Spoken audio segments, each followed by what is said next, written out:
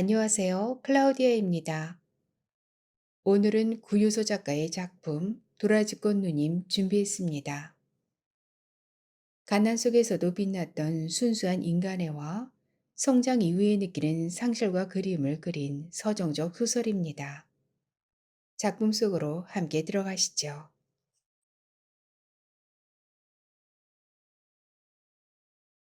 지금까지 이런저런 이야기를 써서 밥도 먹고 집도 사고 했지만 누님들에 대해선 별로 쓴 적이 없다.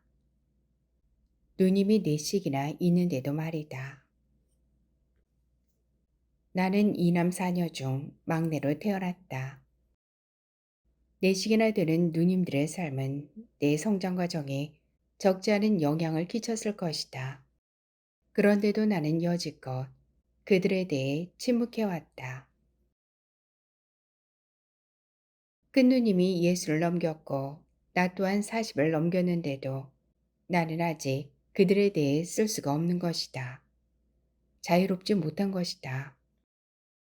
어느 한 곳을 허물면 와르르 무너져 쏟아질 것만 같은 그들의 지나온 서러운 삶들을 섣불리 건드리고 싶지 않았을 것이다. 감당할 자신이 없었을 것이다. 여기에 처음으로 셋째 누님의 이야기를 조금 하려고 하지만 나는 둑이 무너져 누님의 회한 어린 삶이 한꺼번에 쏟아져 나오길 바라지 않는다. 그래서 누님이 얘기를 하기보단 도라지꽃과 누님이 키우던 백구에 대해 슬쩍 쓰려고 한다. 누님은 2년 전부터 강원도 횡성군 우천면 산전리 산 87-1번지에서 혼자 살고 있다. 다 쓰러져가는 농가 한 채를 공짜로 얻어 살고 있는 것이다. 줄곧 서울에 살던 46 먹은 여자가 갑자기 강원도 산골짜기에 혼자 처박혀 살기 시작했다는 말을 들으면 금방 산장의 여인이라도 떠올림직하지만 그건 아니다.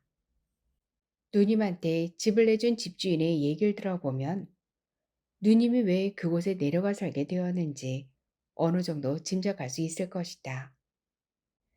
집주인은 내가 누님을 뵈러 종종 그곳에 들를 때마다 후이조의 한타를 털어놓곤 했다. 그시 어느 날인가 땡볕에서 쟁일 옥수수밭을 메고 있는데 아가씨인지 아줌마인지가 와서 묻는 거요. 아저씨 여기 집 한 채 살 수 없을까요? 이러는 거요. 그래 내가 말했지. 팔 건 없고 그냥 살려면 살 집은 있으다. 그랬더니 좀 보재. 보자길래 빼줬지. 단박이 들어와 살겠다는 것이요. 좀 놀라기는 했지만 집을 주었어. 그렇잖아도 누굴 드리긴 드려야 할 집이었거든. 사람이 나간 뒤로 오랫동안 새 사람이 안 들어서 팔려고 했던 집이거든. 그런데 서울에 나가 사는 자식들이 절대로 팔지 말라는 거야. 조금 더 묵히면 집값이 엄청 뜰 거라나 어쩐다나. 집 비워두면 무너지고 흉족인다는 건 모르고. 아이 참. 아유 하여튼 집이라는 건 사람이 들어 살아야 안 무너지고 흉조도 끼지 않는 법이라 그냥이라도 살 사람이 있다면 줄 판이었지. 근데 저 양반이 달라는 거요. 보아하니 시골 맛도 제대로 모르는 부인 같아서 그냥 줘버렸지. 기껏해야 서너들 살다 못 견디고 나가버리겠지 하고. 그런데 그게 아니었던 게야. 지붕 뜯어고치고 기둥 바로 세우고 보일러 들이고 어쩌고 하는데 앞이 캄캄해지는 거야. 물어보니까 집수리하는데 2천만 원 가까이 들었다대. 어휴, 일이 이렇게 되노니 지금 와서 나가랄 수도 없고 난 이제 자식들한테 뭐라고 해야 좋을지 모르겠어. 저 양반 주민으로가장 이에다 턱 옮겨놔 버렸으니. 누님은 지붕에 스티로폼을 깔고 시멘트를 얹었다.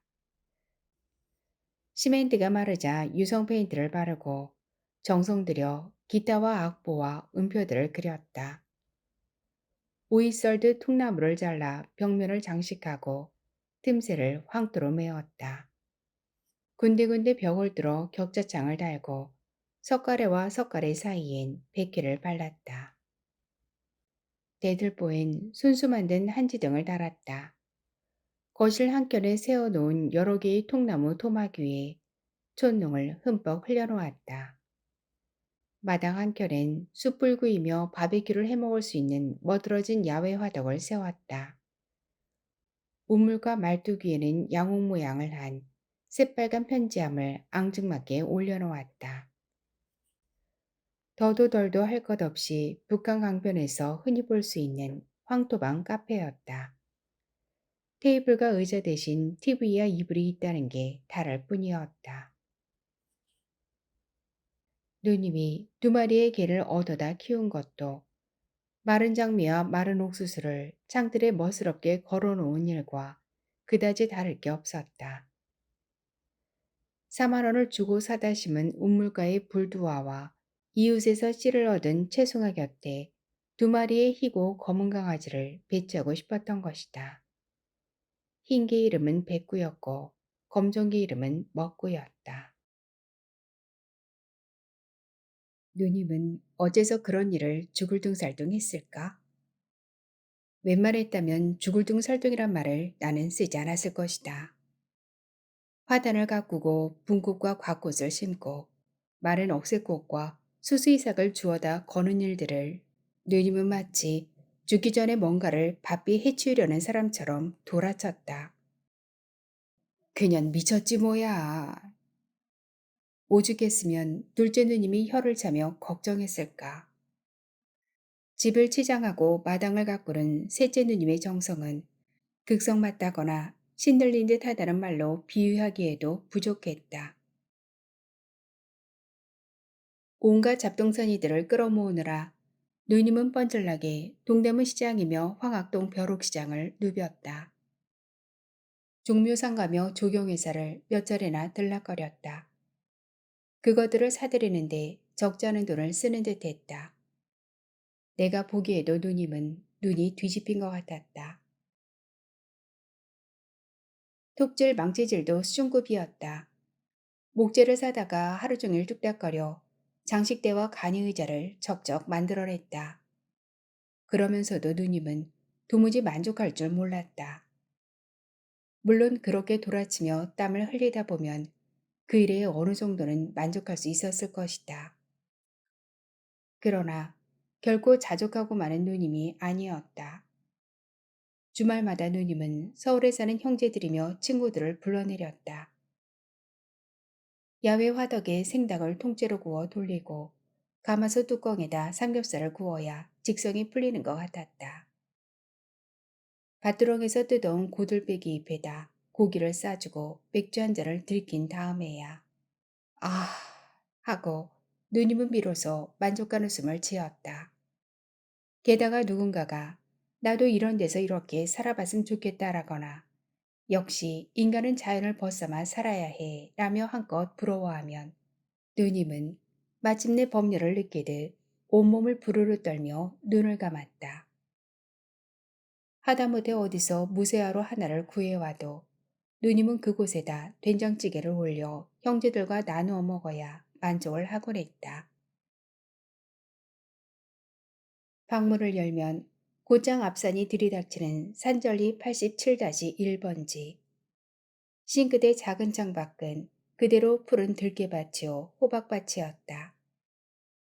자연 한가운데다 낮은 집을 짓고 사는 누님의 행복은 가히 짐작할 만한 것이었다. 하지만 누님이 항상 그곳에 머문 것은 아니었다. 서울을 이웃집처럼 드나들었다. 밋밋한 벽 한가운데다 청동 조각품을 하나 걸어야겠다는 생각이 들면 기어코 차를 몰고 인사동이며 황학동까지 단숨에 내달아왔다. 누님의 집마당 한켠엔 그래서 언제나 떠날 채비를 차리고 있는 아이보리색 록스타 지프가 서 있는 것이다. 하여튼 그 누님은 점점 바람 같은 사람이 돼갔다. 일단 맘먹은 일엔 머뭇거리지 않았다. 휙 하면 서울이고 또 휙 하면 산전이었다. 언제부터 누님이 그토록 정신없이 몰아치는 사람이 되었던가. 원래 누님은 그런 분이 아니었다. 늘 고개를 반쯤 숙인 모습이었고 말이 없었다. 위로 누님 네 분과 형님 한 분이 있었으므로 어린 막내였던 내 눈엔 그들이 구분되어 보이질 않았다. 남자는 형이었고 여자는 모두 누나였을 뿐이다. 무명틀에 앉아 북을 놀리면서 나한테 무너진 사랑탑을 가르쳐 주었던 것도 그냥 어떤 누나였을 뿐이지 몇째 누님인지는 모르는 것이다. 내가 셋째 누님을 처음으로 구별하여 인식할 수 있었던 것은 9살 때였다. 누님은 그때 칠종간이던 아저씨 댁에 가 있었다. 긴 산모퉁이를 두 개나 돌아야 나오는 그 아저씨 집에 밥을 해드리러 가 있었던 것이다. 아저씨 병 나을 동안 잠깐이면 돼. 가기 싫다는 누님의 손목을 억지로 끌어내며 어머니가 말했었다. 어머니의 손에 이끌려 뒷감겨 소나무 그늘 아래로 사라지던 누님의 검은 골덴 바지를 나는 지금도 기억하고 있다. 잠깐이라고는 했지만 언제까지 아저씨 댁에 머물러야 하는 건지 아무도 몰랐다. 자식이 없던 아저씨는 이미 지병이 깊었고 비만의 고혈압이었던 아주머니조차 거동이 불편했던 것이다. 누님의 나이 그때가 14살, 국민학교를 막 나온 뒤였다. 큰 누님은 이미 시집을 가버린 뒤였고 둘째 누님은 다 성장해서 어엿한 우리 집의 살림꾼이었다. 넷째 누님은 국민학교 3학년, 아저씨 댁에 보내줄 사람은 셋째 누님밖에 없었던 것이다. 하필이면 우리 집에 누님을 보내야만 했었을까? 나는 고등학생이 되어서야 그 이유를 알 수 있었다. 이미 말했듯이 그 아저씨네는 자식이 없었다. 하지만 누군가가 그분들의 사후제사를 모셔야만 했던 것이다. 그 누군가가 나였다. 문중에서 그렇게 결정했다는 거였다. 내가 겨우 2살이었을 때. 그분들이 사후제사를 모신다는 조건으로 나는 장차 그분들의 전답을 상속받게 돼 있었다. 겨우 열맞이기 남짓한 똠밭이었지만 단지 제사를 모신다는 대가로는 적지 않은 재산이라고 어머니나 아버지는 생각했던 모양이다. 싫다는 누님의 손목을 굳이 이끌 수밖에 없었던 까닭이 여기에 있었던 것이다. 결국 내가 물려받을 얼마간의 논밭 때문에 누님은 어린 나이에 집을 떠나 노부부와 함께 살게 되었던 것이다. 그때 난 아무것도 몰랐다. 방학을 맞은 내 손을 잡고 누나한테 가보자던 어머니를 그래서 나는 뿌리치고 또 뿌리쳤다. 하지만 딱 한 번 버럭 화를 내시며 다그치는 어머니를 끝내 이기지 못하고 누님이 살고 있던 아저씨 댁에 간 적이 있었다. 아저씨네 마당가에다 날 남겨놓고 어머니는 바쁘시다며 이내 돌아가고 말았다. 누님이 혼자 먹던 건너방은 작고 어둡고 쓸쓸했다. 누님의 물건이라곤 작은 광목 보따리 하나뿐이었다. 광목 보따리는 방 한 구석에 외롭고 초라하게 놓여 있었다. 벽과 천정의 벽지도 낯설고 대청마루 빛깔도 낯설었다. 저녁 때가 되어 앞치마를 두르고 부엌으로 나가는 누님이 머슴의 어린 딸처럼 가여웠다. 무쇠소 뚜껑을 여닫는 누님의 가느다란 팔뚝이 애처로웠다. 밤마다 낯선 천장을 바라보며 혼자 누웠을 누님은 나와 함께 자게 되었다는 사실만으로도 세상을 얻은 듯 기뻐했다. 누님은 온 밤 내 나를 꼭 가슴에 안고 놓아주지 않았다. 아침 설거지가 끝난 뒤 누님은 나를 데리고 마당으로 나왔다. 마당 한가운데 쭈그리고 앉아 감나무 삭정이로 그림을 그렸다. 나는 그때까지 누님이 그토록 그림을 잘 그리는 줄 알지 못했다. 나는 누님이 하는 대로 따라 그렸다. 내가 다 따라 그리면 누님은 잘 그렸다고 칭찬하고 손바닥으로 땅 위에 그렸던 그림들을 지웠다. 꽃과 나비와 산과 강을 다시 그렸다. 나는 또 따라 그렸다. 누님은 쉴 새 없이 어린아이와 사슴과 비행기와 신부를 그렸다. 그 뒤로 나는 누님이 보고 싶어질 때면 말없이 우리 집 마당으로 달려나가 감나무 삭정이로 그림을 그렸다. 누님이 그렸던 꽃과 어린아이와 신부를 그렸다. 그때부터 그리기 시작한 내 그림은 미술대학에 2번 낙방할 때까지 계속되었다. 20살도 안 된 나이에 누님은 막 결혼한 둘째 누님을 따라 서울로 올라갔다. 그러나 단칸 사글세 방에서 오랫동안 함께 살 수는 없었다. 둘째 누님이 쌍둥이를 낳자 누님은 사글세 방을 나와야만 했던 것이다. 그때부터 고향 마을에서 내가 들을 수 있었던 누님의 소식은 소문 같은 것에 지나지 않았다. 원효로에서 닭장사를 하던 둘째 누님은 어머니에게 셋째 누님에 대한 소식을 전했을 터이지만 막내인 나한테까지는 그 소식이 전해지지 않았다.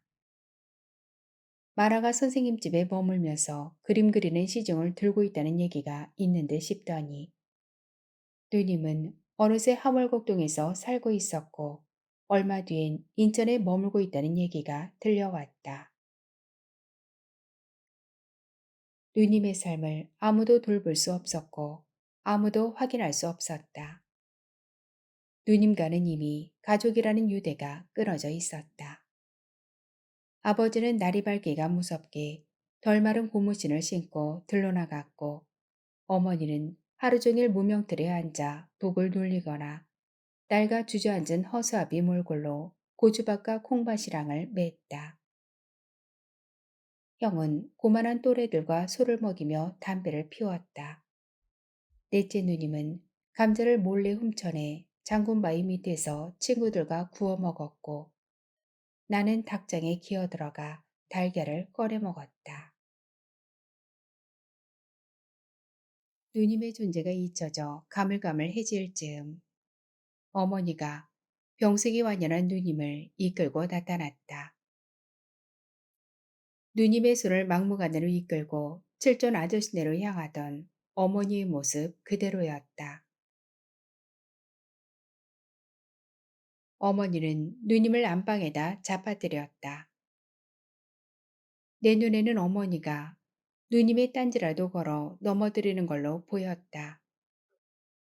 말은 하지 않았지만 무엇인가 무척 화가 나 있는 얼굴이었다. 그때부터 어머니는 상과들을 헤매며 약출한 약초는 모조리 캐다 혹은 찢고 혹은 다려서 누님의 입속에다 버넣었다.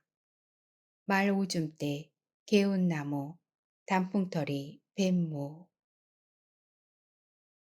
닥치는 대로 후려다 어떤 것은 말리고 어떤 것은 이겼다. 우리 집은 이런저런 약초들로 가득했고 냄새는 코를 찔렀다. 누님이 몸을 일으켜 앉던 날까지 어머니는 어둡고 험악한 얼굴을 한 번도 풀지 않았다. 누님은 그렇게 고향집으로 돌아온 날 어머니에 의해 가차없이 잡아들여졌고 몸을 가누어 세우자 고향집을 떠났다. 누님이 주검처럼 누워있던 텅 빈 아랫목을 보면서 나는 꿈을 꾸었다고 생각했다. 식구들 누구도 누님이 돌아와 알다간 사실을 모르는 것 같았다. 상과들을 정신없이 헤매며 누님에게 약초를 뜯어먹이던 어머니조차 무덤덤한 표정으로 중불나게 콩밥만 맸다. 그리하여 누님은 또다시 바람처럼 떠도는 소문이 되었던 것이다. 내가 중학교 2학년이 되었을 때 아버지와 어머니는 힘이 붙여 더 이상 농사는 못 지어 먹겠다며 무작정 서울로 올라왔다. 서울로 올라오면서 누님은 우리와 얼마간 함께 살게 되었는데 여러 가지 결혼을 해 부산으로 가버리고 말았다. 그때 누님의 나이 갓 스물, 21살 나던 해 아들을 낳았고 23살 나던 해 딸을 낳았다. 그리고 그 애들이 세발 자전거를 탈 때쯤 집을 뛰쳐나왔다. 애를 키우며 직장에 다니던 어느 날 생전 처음 회식이란 데 참석했다가 저녁 늦게 시어머니와 남편을 맞닥뜨릴 생각을 하니 도무지 무서워 견딜 수가 없었단다. 그 일로 누님은 집을 나왔고 아직도 돌아가지 않고 있다. 그 뒤로 누님이 어떤 일로 먹고 살았는지 자세히는 알 수 없다. 몇 차례 나이를 속여 위장 취업을 했고 홈패션 학원에 강사인가를 했고 아파트 건축 현장을 찾아다니며 자연석을 세일하기도 했던 것으로 알고 있다. 하여튼 누님은 혼자 살면서 점점 맹렬해져 갔다. 저기와도 같은 맹렬함이 누님의 거의 유일한 생존수단이었다. 아궁이에 불을 때다 행여병자에 놀라 몇 달간 가슴병을 앓던 고향 마을의 누님은 아니었던 것이다. 웬만한 일에는 놀라지도 좌절하지도 않았다. 항상 자신의 처지를 최악으로 여기고 살아온 누님이었던 만큼 오히려 그녀에겐 여유와 달간의 웃음이 깃들기 시작했다. 산전 위에 집을 얻어 죽을 둥살둥 기둥을 갈고 지붕을 얹고 꽃나무를 심던 누님의 모습은 그래서 전혀 낯선 것만은 아니었다. 다만 이제 좀 그러지 않아도 될 터인데 여전히 맹렬하게 돌아치는 게 가족들한텐 안쓰럽고 딱해 보였던 것뿐이다. 누님은 박 한가운데다 집을 짓고 계절 따라 피는 꽃들을 바라보며 신선처럼 쉬고 싶었을 것이다. 멀고 깊은 골짜기에다 자신의 존재를 조용히 가두고 싶었을 것이다. 하지만 그러기 위해선 준비해야 할 게 아직은 많이 남아있다고 생각했을 것이다. 서울에 한번 올라오면 사나흘씩 시장을 돌아다니고 친구들을 만나 산전리 보금자리에 대해 신나게 떠들었다. 걔들 굶어 죽지 않았을까 몰라. 누님은 웃으며 말했다. 뻔질나게 서울을 오가는 자신의 바쁜 일상이 자랑스러운 듯 말했다.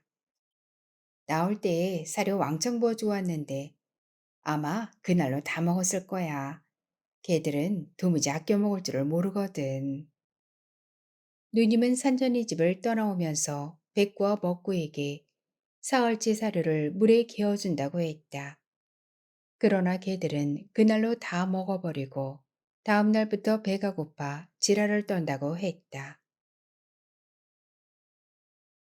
누님은 걔들을 그다지 안쓰러워하지 않는 것 같았다.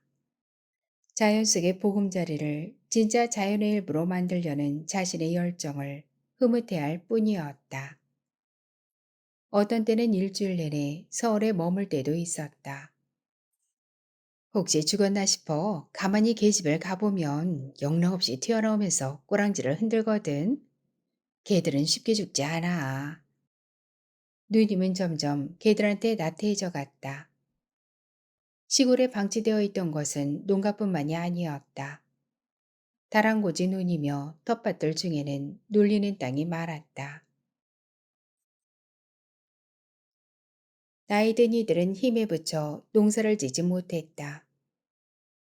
게다가 산전리의 거의 모든 땅은 이미 주인이 외지인으로 바뀌어 있었다. 비록 도지 없이 공짜로 일구어 먹을 수 있는 땅이라 하더라도 그곳 산전리 농부들은 오래전부터 농사 짓는 의욕을 잃어가고 있었다. 말이지, 저 땅들 나보고 공짜로 부쳐 먹으랜다. 누님은 팔을 곧장 펴서 반언을 그리며 말했다. 마당에 앉았을 때 시야에 들어오는 모든 텃밭을 공짜로 일구어 먹어도 좋다고 땅 주인이 말했다는 거였다.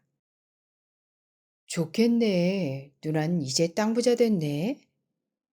지난 봄에 나는 정말로 누님을 부러워했었다. 그러나 누님은 농사 짓는 일엔 별로 관심이 없는 듯 했다.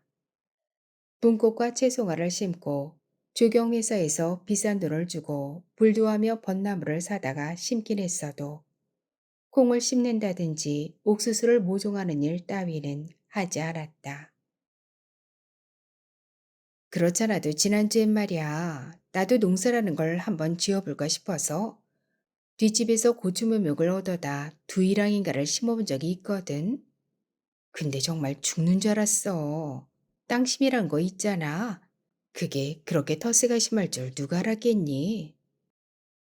한 30분 웅크리고 고추모종을 하다가 넘어져 버렸어. 닌거 2병 맞고 겨우 일어났다는 거 아니니. 저 땅들 아무리 공짜래도 난 땐 소용없어. 난 죽었다 깨어나도 저 텃밭 3분의 1도 일궈먹지 못할 거야. 참 독하대 그 땅심이라는 거. 누님은 자기가 쓰러졌던 바디랑 쪽을 바라보며 진저리를 쳤다. 하룻밤 자고 일어나면 어느새 마당 가장자리를 부쩍 침범해 들어온 잡풀들을 누님은 저기 어린 눈으로 바라보곤 했다. 강아지 뿔이며 방동산이며 보리뱅이 같은 잡초는 누님이 공들여 키워놓은 화초들을 호시탐탐 넘봤고 누님은 사기 충전한 초병처럼 호미와 모종삽 따위를 들고 눈을 부라렸다. 자연 속에 살고 싶어 하면서도 누님은 자연과 무리 없이 친화하지 못하는 것 같았다.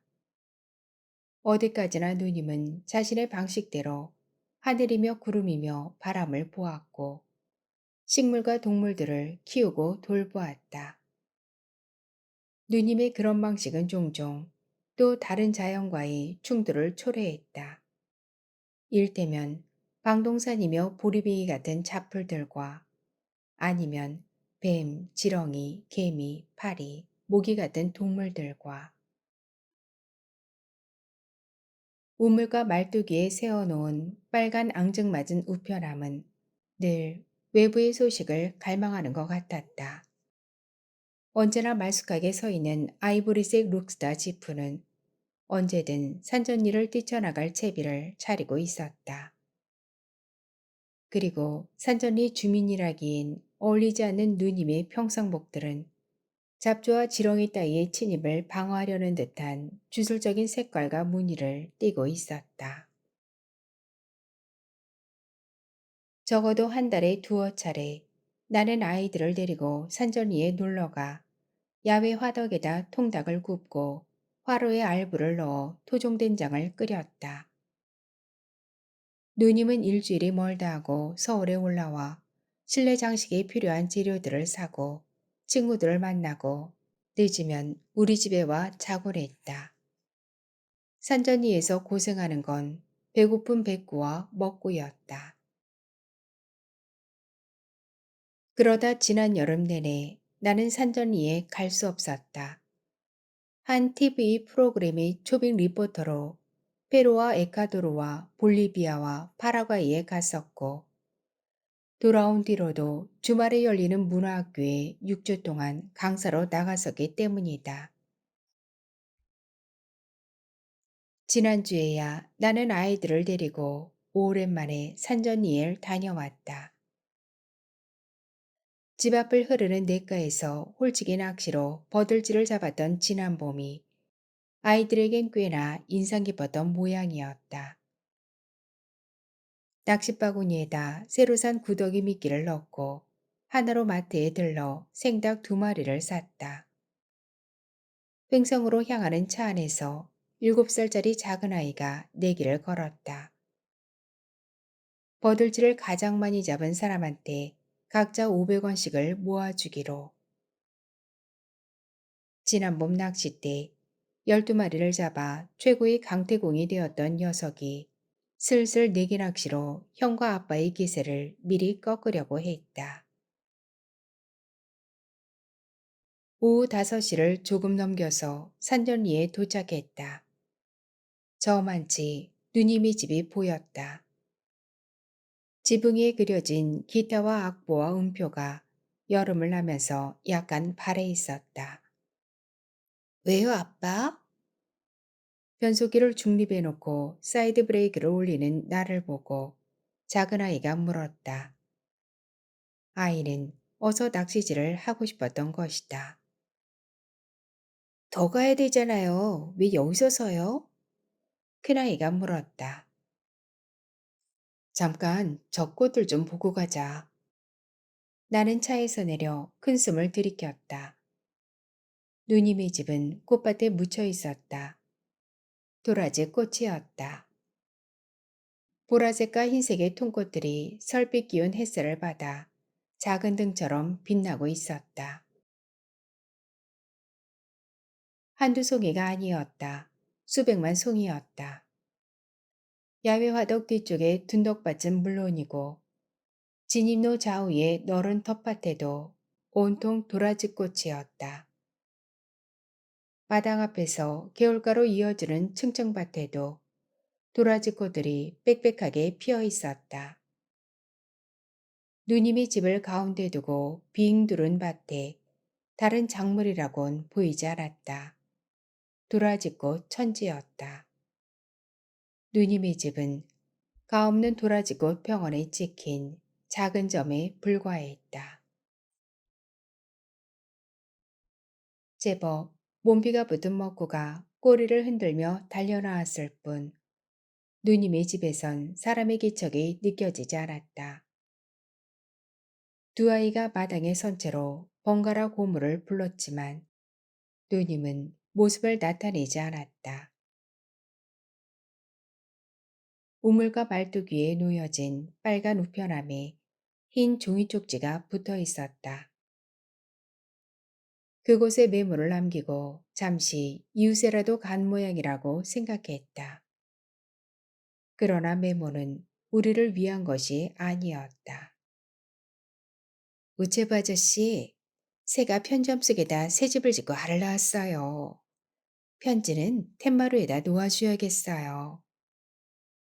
나는 텐마루에 앉아 누님을 기다렸다. 텐마루에 편지 같은 건 없었다. 아이들은 고물을 기다리지 못하고 낚시와 미끼를 들고 냇가로 달려내려갔다. 나는 할 일 없이 집 주위를 맴돌았다. 늦은 봄에 왔을 때와 별로 달라진 게 없었다. 화초도 더 는 것 같지 않았고 벚나무 숫자도 그대로였다. 야외 화덕 곁에다 국화를 심겠다더니 무슨 바쁜 일이라도 그동안 있었던지 국화가 보이지 않았다. 간이 의자를 더 만들려고 잘라놓은 강목과 널빤지엔 검은 곰팡이가 쓸어 있었다. 삼겹살을 구워 먹던 가마솥 뚜껑에도 벌건녹이 앉아 있었다. 그동안 눈에 띄지 않았던 곡괭이며 쇠스랑이 추녀 밑에 세워져 있었다. 호미와 조선낫이 기둥에 매달려 있는 것도 보였다. 농약 분무기와 톱과 비닐과 흙 묻은 삽이 툇마루 한켠에 아무렇게나 놓여 있었다. 먹구가 짖질 않지? 보라색 반팔 티셔츠를 입은 누님이 머리에 둘렀던 수건을 풀며 마당으로 들어섰다. 개들이 순한가 봐. 짖질 않어. 나는 툇마루에서 일어섰다. 짖질 않긴. 동네 사람들한텐 죽어라 짖어대면서 이상하게도 차를 타고 온 사람들한테는 짖지를 않아. 팔에 둘렀던 토시를 벗고 누님은 우물가로가 세수를 했다. 맨 얼굴이었다. 물 묻은 발등이 검게 번들거렸다. 참 좋아, 도라지꽃. 누가 심은 거야? 내가 물었다. 누님은 대답 대신 도라지 꽃밭을 한 차례 휘둘러 보고는 쑥스러운 듯 웃었다. 누나가 심은 거야? 내가 다시 물었다. 손이 보통 가는 게 아니야. 그냥 보기엔 이쁘기만 하지. 누님은 도라지밭에서 돌아오는 길이었던 것 같았다. 고추 두이랑 심고 나가 떨어졌던 누나가 웬일이야? 정말 저건 모두 누나가 심었단 말이야? 누님은 다시 말없이 웃었다. 해가 지고 저녁이 되었는데도 누님은 옷을 갈아입지 않았다. 흙 묻은 바지와 보라색 반팔티 그대로였다. 내가 사온 생닭 두 마리를 보았으면서도 야외 화덕에 불을 지피지 않았다. 할 수 없이 내가 아이들과 함께 장작을 패고 불을 넣었다. 바베큐 도구였던 철근 도막은 분꽃 지지대가 되어 땅에 박혀 있었다. 닭이 다 익어갈 즈음 산초는 어둠에 덮였다. 누님은 마당에다 쑥을 태우고 먹다 남은 소주를 내왔다. 달도 없는 밤이었건만 집 주위를 둘러싸고 있는 도라지꽃은 빛을 잃지 않았다. 마치 눈밭 속에 파묻힌 기분이었다. 노릿노릿하게 익은 닭을 화덕에서 꺼내자 아이들이 입맛을 다시며 달려들었다. 하지만 벌레가 나는 뜨거운 그것에 섣불리 손을 대지 못했다. 누님이 큼지막한 가슴살을 떼어냈다. 그리곤 일말의 망설임도 없이 화덕 뒤쪽으로 던져버렸다. 나와 아이들은 말할 것도 없이 누님조차 놀랐다. 나와 아이들이 얼른 이해할 수 없는 행동을 습관적으로 해버린 것에 대해 놀라는 것 같았다. 응, 배꾸 먹으라고 준 거야. 당황한 아이들을 향해 누님이 말했다. 배꾸가 어디 있는데요? 작은 아이가 물었다. 누님은 고개를 숙인 채 대답했다. 땅속에 화덕 뒤에 작은 무덤이 있어. 배꾸가 죽은 거예요? 큰아이가 물었다. 누님은 여전히 고개를 숙인 채 응 하고 대답했다. 아무런 감정도 묻어있지 않은 음성이었다. 하지만 나는 알 수 있었다. 누님의 대답에는 아무런 감정도 드러내지 말아야겠다는 의지까지 포함되어 있다는 것을.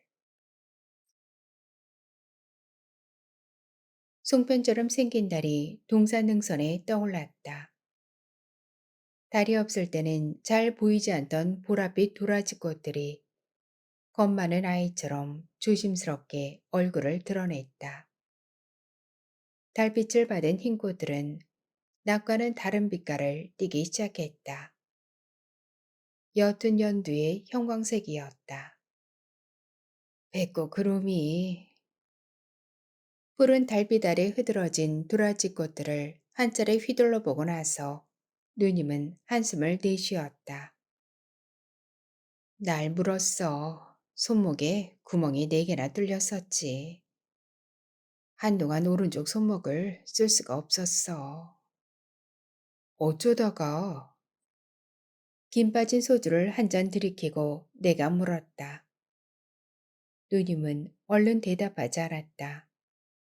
검은 산 쪽으로부터 한 줄기 바람이 불어와 누님의 앞머리카락을 흔들어 놓았다. 어두웠지만 나는 누님의 쓸쓸한 웃음을 놓치지 않았다. 화딱지가 났던 거겠지.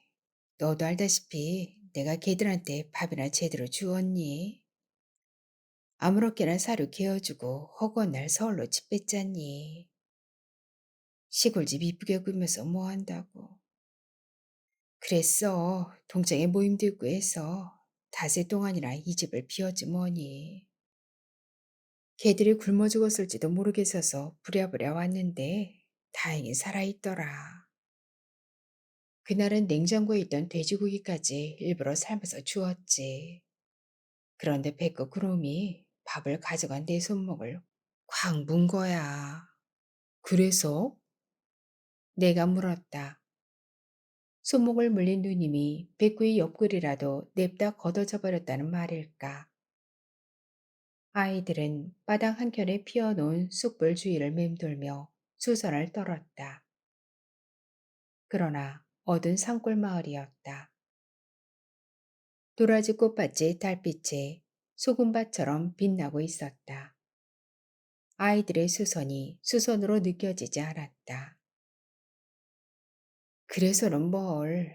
나도 깜짝 놀랐고 녀석도 깜짝 놀랐지.